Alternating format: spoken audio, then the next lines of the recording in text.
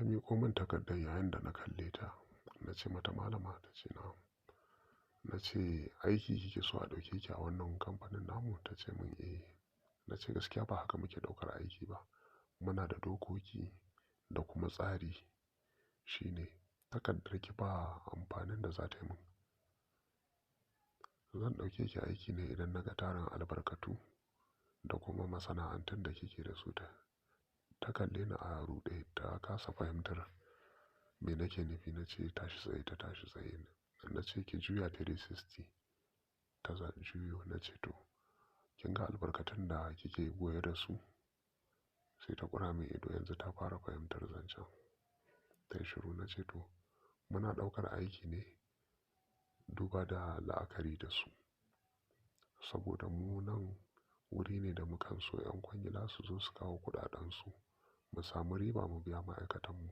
Saboda haka sai mun ga me kika mallaka da za ki janyo hankalin masu zuba kuɗi da hannun jari da 'yan kwangila su zo su yi aiki da mu su ba mu kuɗi. Ta yi shiru ta ce yallaɓai ni na yi karatu fa kuma takarduna sun yi kyau.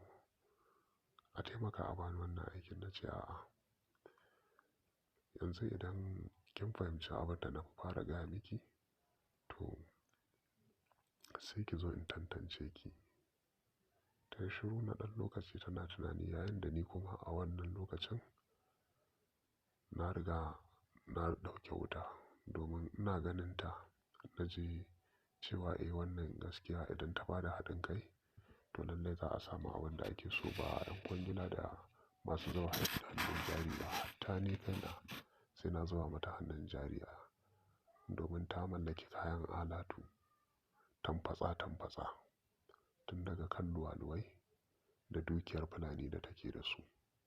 Hakan kuma babban jari ne a gurinta. Can ta katse min tunani yallaɓai na gane zan iya zuwa in yi tunani. Na ce a'a. Idan kika tafi tun da wurin mutum ɗaya ne wata za ta iya zuwa kafin nan.